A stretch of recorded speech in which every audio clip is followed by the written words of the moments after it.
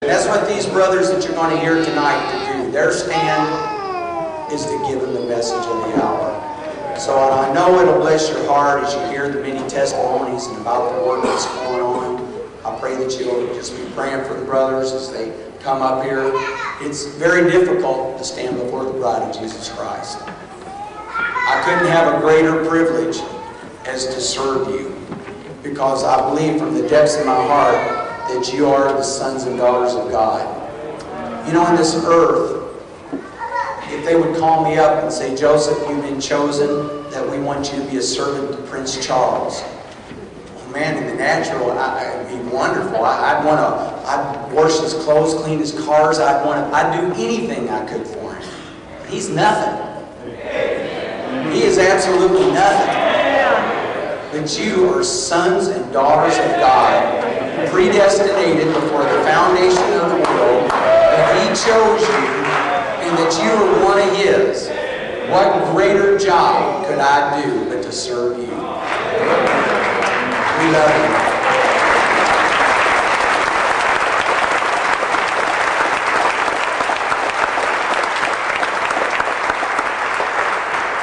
Before I turn the service over to Brother Matty as he makes his way to come up, when I was in Tucson, that I was reading in the church age book, and a quote that as we've been going around, we've been telling the brothers and sisters that what Brother Branham said is perfect love.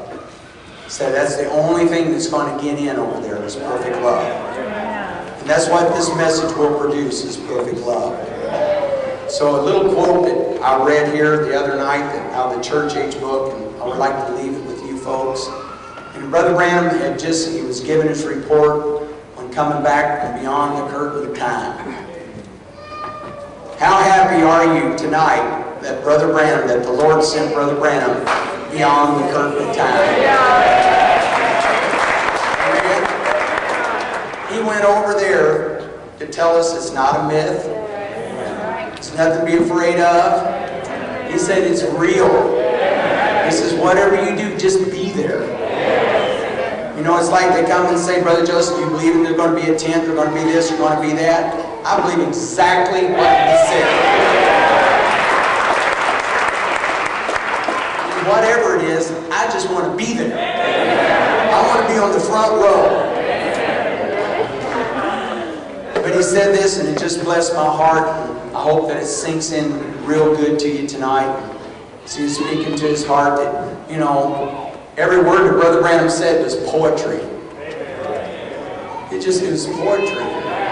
So I told you last night, all I can hear is good morning, friends. That's like reading the Psalms to me. You read his prayers and you go down and you read it, and it's like nobody but God can say those things. I was trying to get some folks together and you read and say, oh, that's good. Oh, that one's good. That one's good. There's no such thing as a bad one.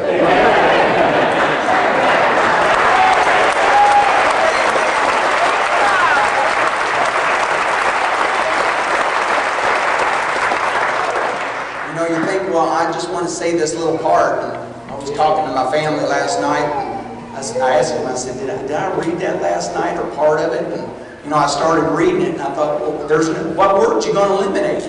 You can't. He put it together exactly perfect.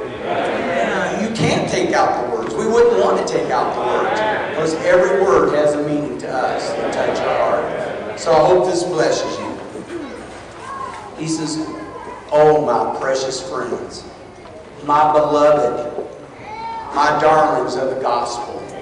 That's you. My darlings of the gospel. Amen. Amen. My begotten children unto God. Listen to me, your pastor. Amen.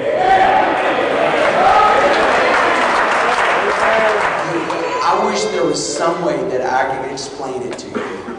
There's just no words. I couldn't find it. I couldn't find it anywhere. But just beyond this last breath, in the most glorious thing that you ever, there is no way to explain it. There's no way I could do it. But whatever you do, friends, Lay aside everything else till you get perfect love. Amen.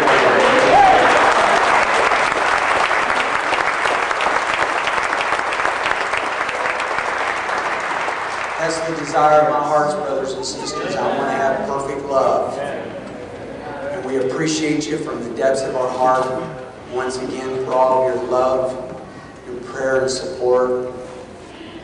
To the voice of God, to the Branham family, that we're just your brothers and sisters. This message has no big I's and little U's. We got one prophet, one messenger.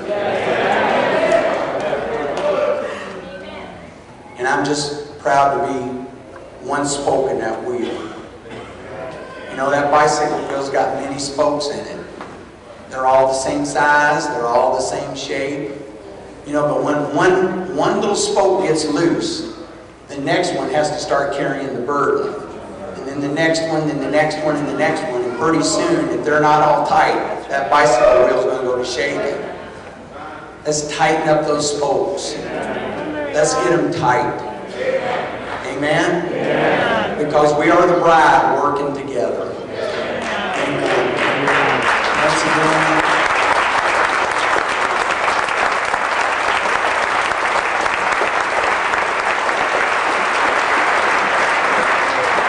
God richly bless you. Be praying for us as we journey on. We're leaving from here, and the tour is going into California. We're going to Sacramento, San Diego, then coming back across through northern Arizona, Oklahoma, Missouri, and then back into Indiana. And we're going to take off and go down into the southern states from down in Florida and Georgia and Alabama. And then we're going to come back up, take a little vacation, and go across the north, if the Lord willing, into the Dakotas, and Idaho, Colorado, Wyoming. If the Lord gives us grace, and that be His perfect will. As Brother asked me today, I think it was from Idaho, if he's in here, he said, are you coming to Idaho? I said, the Lord willing. Because that's what we want, is the Lord's will. Amen? So God richly bless you. We love you.